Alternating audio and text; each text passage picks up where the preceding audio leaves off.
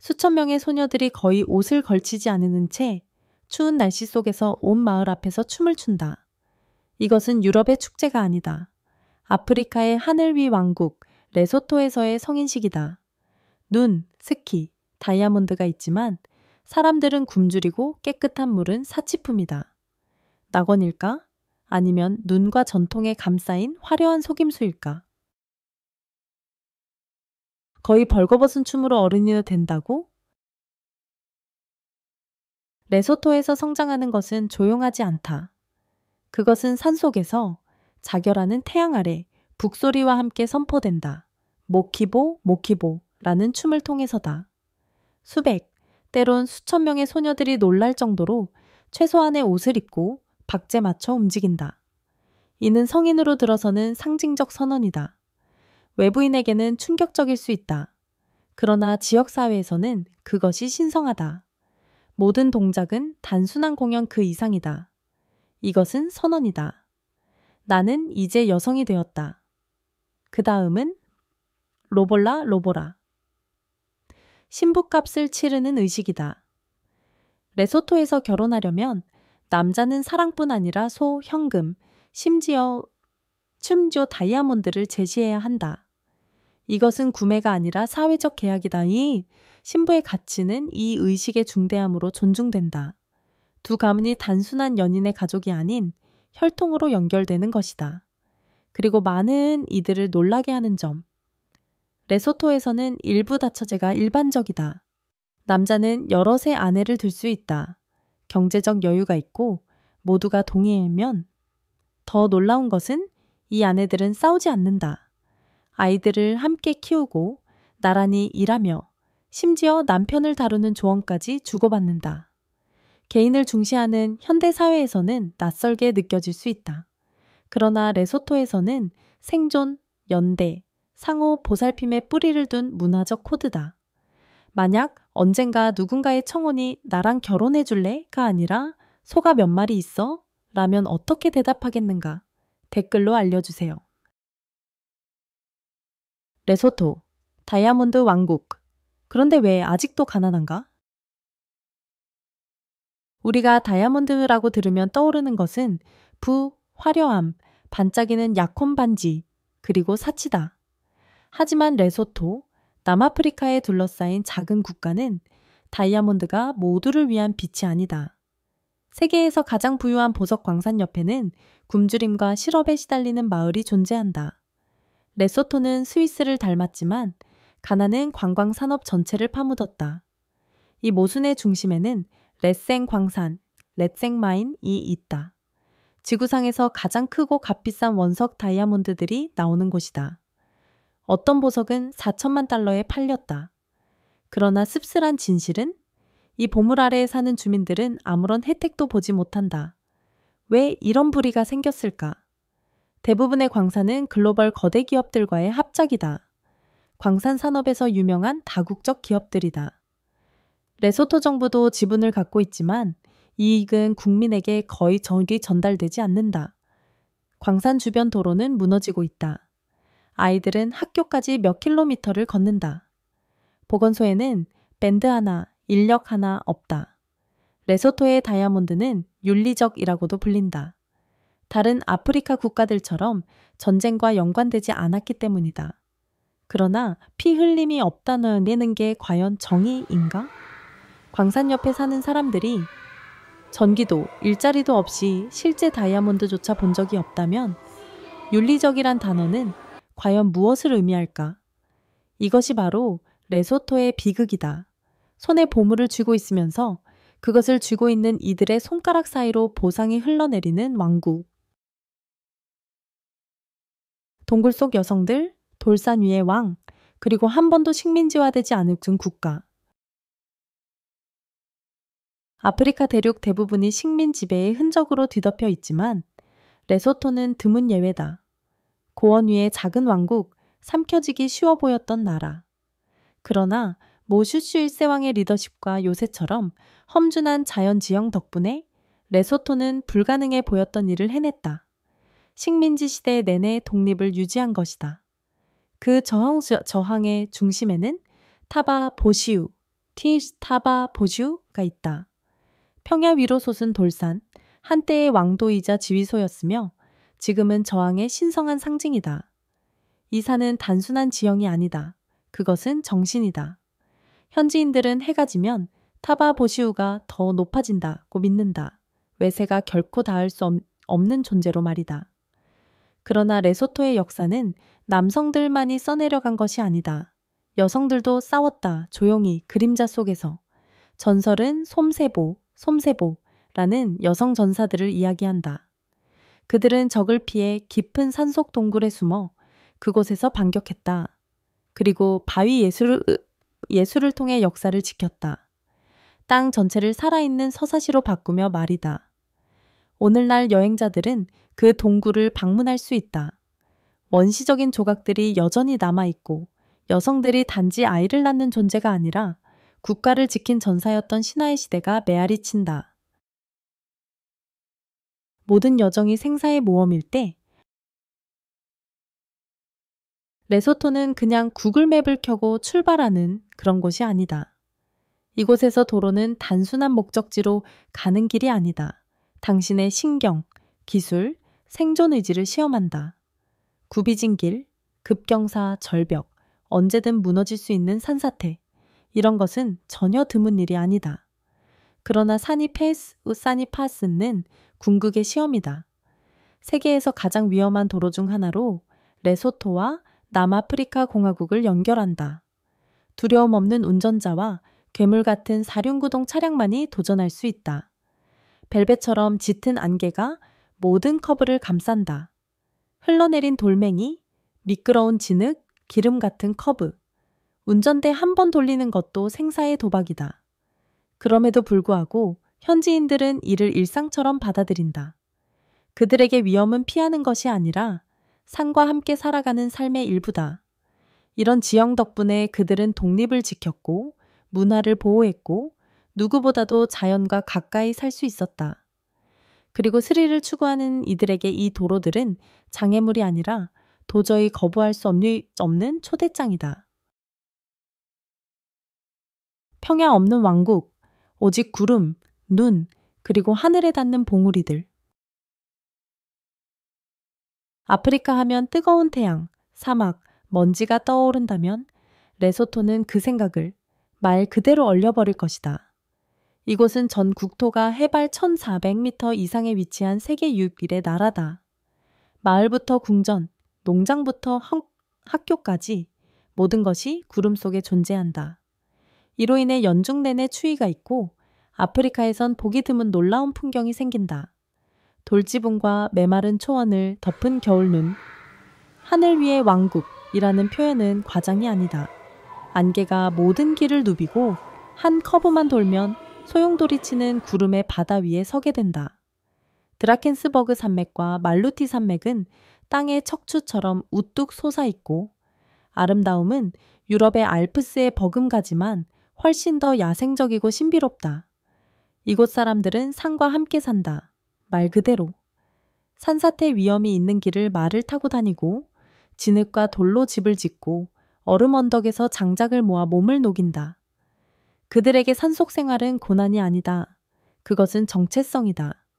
살아남기 위한 그리고 모든 것이 평평해지는 세상 속에서 자신만의 독자성을 지키기 위한 유일한 길이다. 바다도 없고 번화한 도시도 없지만 레소토에는 드문 무언가가 있다. 하늘과 땅 사이에 선 듯한 느낌, 작지만 숨막히게 자유로운 삶. 아프리카에서 스키, 이야기의 동굴, 그리고 전설이 숨쉬는 땅. 내가 지금 도대체 어디에 있는 거지? 라는 질문이 나올 만한 장소가 있다면 그 중 하나는 바로 레소토다.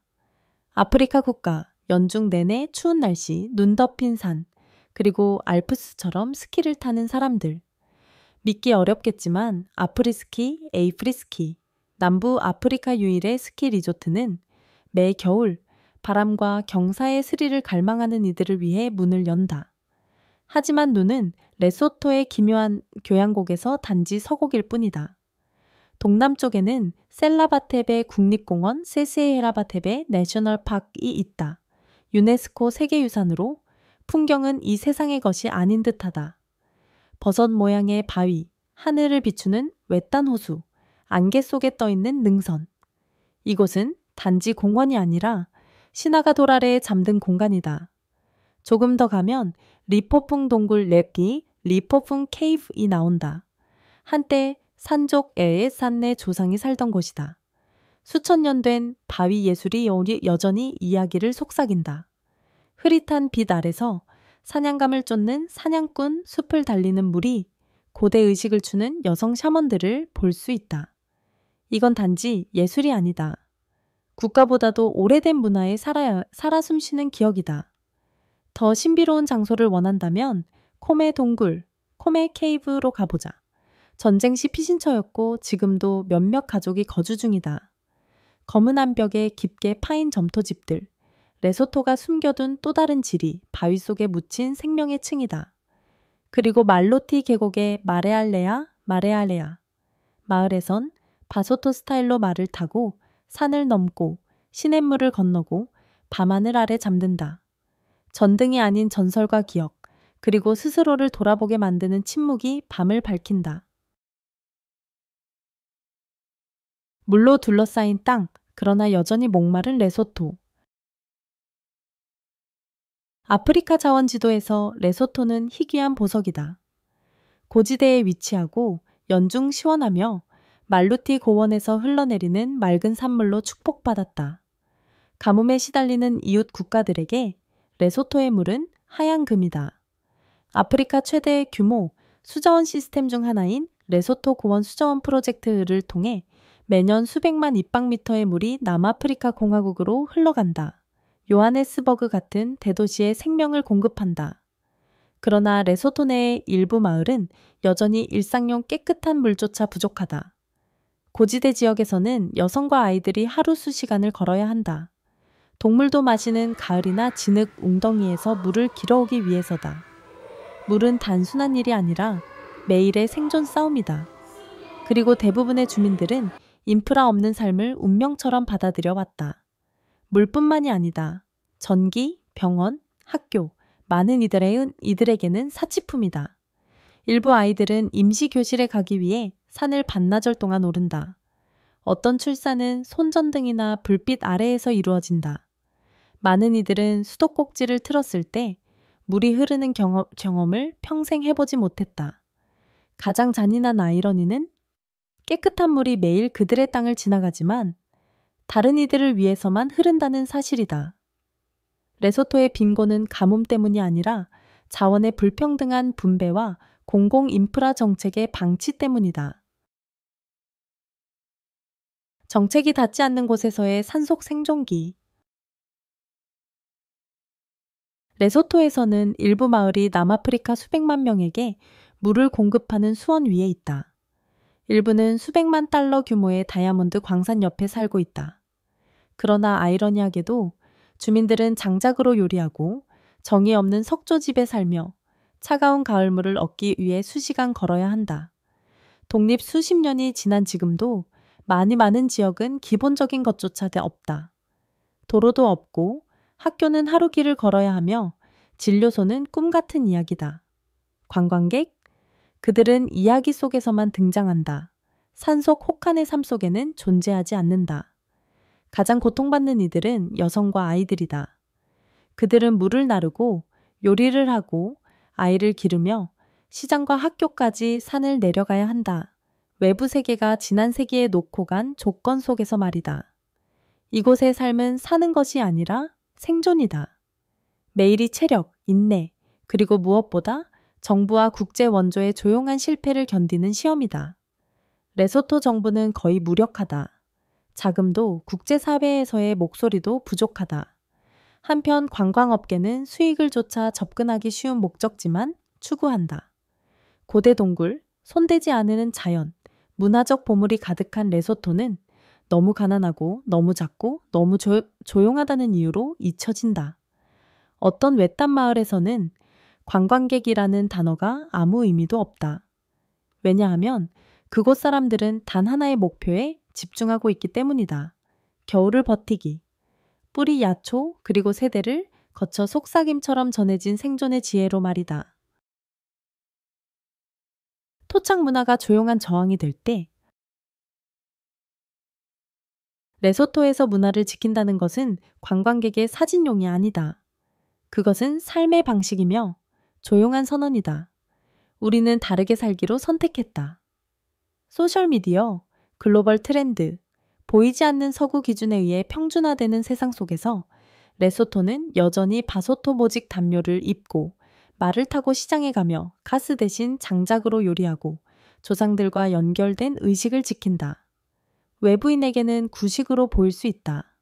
하지만 레소토 사람들에게 그것은 스스로를 지우지 않겠다는 의식적 선택이다. 세상이 변하고 있다는 걸 몰라서가 아니다. 이곳 젊은이들도 스마트폰을 가지고 있고 페이스북을 스크롤하고 틱톡을 본다.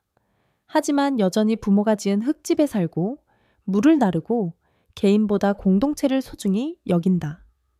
많은 이들이 생계를 위해 마을을 떠나지만 수확철, 축제, 장례식에는 다시 돌아온다. 뿌리는 결코 완전히 떠나지 않는다. 고집일까? 어쩌면?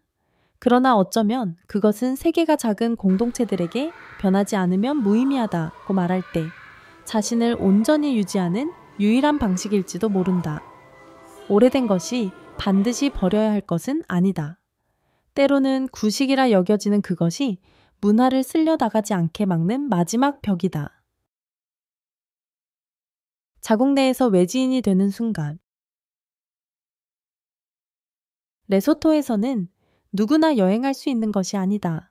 자기 나라 안에서도 말이다. 고대 동굴, 아프리스키 리조트, 셀라바테베 국립공원은 인터넷에서 아프리카의 숨겨진 보석음으로 홍보된다. 하지만 아이러니하게도 실제로 이곳을 방문한 바소토 사람은 매우 적다. 거리가 멀어서가 아니라 시간도, 돈도 아니면 단순히 격려가 없기 때문이다. 현지 문화에서는 밖에 나간다는 것이 우선순위가 아니다. 많은 이들에게 여행이란 집을 떠나 물을 깃거나 장작을 모으거나 일을 나가는 것을 의미한다. 휴식을 위한 것이 아니다. 관광이라는 개념은 그들에게는 다른 사람을 위한 사치처럼 느껴진다. 그들이 조국의 아름다움을 사랑하지 않아서가 아니다. 여행자의 시선으로 볼 기회조차 없었기 때문이다.